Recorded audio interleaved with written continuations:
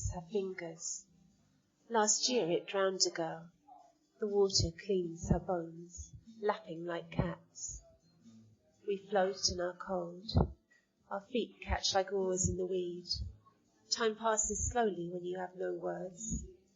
It is hard to accustom oneself to a diet of tubers, of submerged plants, to the weight and prickle of feathers. We are white and still. When we dive, it is gloomy and bony. When we fly, we ascend from a kingdom's cares, a father's mourning. Our wings batter the sky. We shake off the water like stars.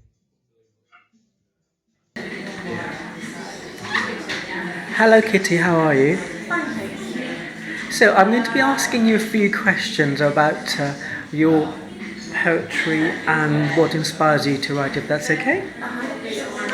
The first question is, who or what inspired you to write? Well, I don't know if I'd use the word inspired.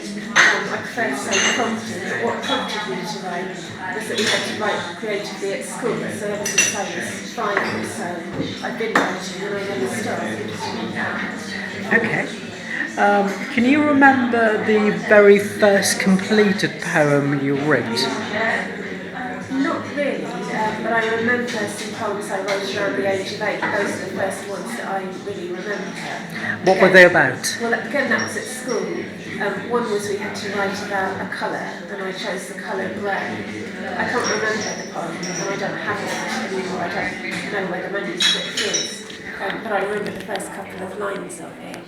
And around about the same time, we had to write a poem about fireworks night, which again I don't have and I can't remember, but I do remember very clearly that it was quite a lyrical description, but we were supposed to mention the fireworks code, so the last line of the poem, quite surprisingly, given what had gone before, suddenly said, but always remember the fireworks code. Okay. Could you tell me a little bit about the poets you admire the most from past or out of contemporary poets? Well, there are so many that it's hard to list them all. But in terms of people that have influenced me, oh gosh, Sylvia Plath, Marina Svetova, Louise Gluck, or early Louise Gluck, like First War era Louise Gluck, John Clare, Jane Kenyon, Emily Dickinson, Emily Bronte, Neruda, Anna Martova, I could go on and on. In terms of people that are writing today, so these aren't so much people that have influenced me as people whose work I admire or particularly enjoy. Again, there's so many, but just to mention a few, Helen Ivory, Melanie Branton, Jane Brown, Kate Garrett, Mark Totterdell, Grant Targard. I could go on and on and on, and Daniel Sluman, there's just so many.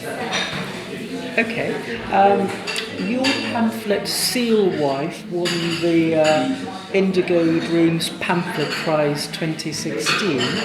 Would you like to tell me a little bit about that publication? And I'm particularly interested in finding out about your style of writing. Yeah, well, Seal Wife is a collection of poems based on folklore, fairy tales, myths and legends. So they take those as their sort of vehicle, I suppose, for talking about other things. So it looks at illness and the body, recovery, relationships, all of that, but through the prism of these first-person narratives of folkloric or mythological characters. In terms of style, I write a lot in the first person, but I wouldn't like people to think that it's me, it's a persona, it's a character most of the time, and very little of my writing is actually about me personally. Okay, thank you very much. I know that you are a cat person, and I've read a couple of your cat poems, so is your cat an inspiration too? In terms of writing, probably not. In terms of my life, I mean, yes, because I love her and she's amazing and she's my baby.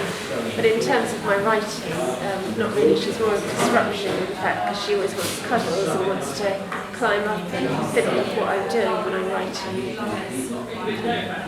Okay. Obviously, we are at the Poetry Cafe in Camden, and I think you've been here before. What was that like? Yeah, I've been here a few times actually. So the first time was as a stanza night. Stanzas, I'm sure you know, is the Poetry Society's local groups. And I used to be a member of the Woking one when I lived in Woking, Surrey. They had a night here against another stanza group, so that was the first time I came up. And then Seal Wife, the pamphlet you referred to, was launched here. That was back in 2017 it came out, so yeah, it's just over 2 years old now. I launched that with some friends, Rodney Wood, a friend's pamphlet, it was a dual launch. And then more recently I've been here for other friends' launches and events. Grant Talbot, for example, who I mentioned, had his pamphlet launching more recently. What was the launch like, in terms of, I presume that this was your first launch at a venue like this. How did that feel? Yes, well, it was after it had just been renovated. If you remember, the cafe was renovated a couple of years ago, so it was quite strange coming into the space having seen it prior to the renovation. It's a big venue downstairs, or a relatively big venue if you're a completely unheard of poet. So it was quite strange reading to a nigh an empty room, whereas at home when you go to open mics and so on, there's a lot of people there.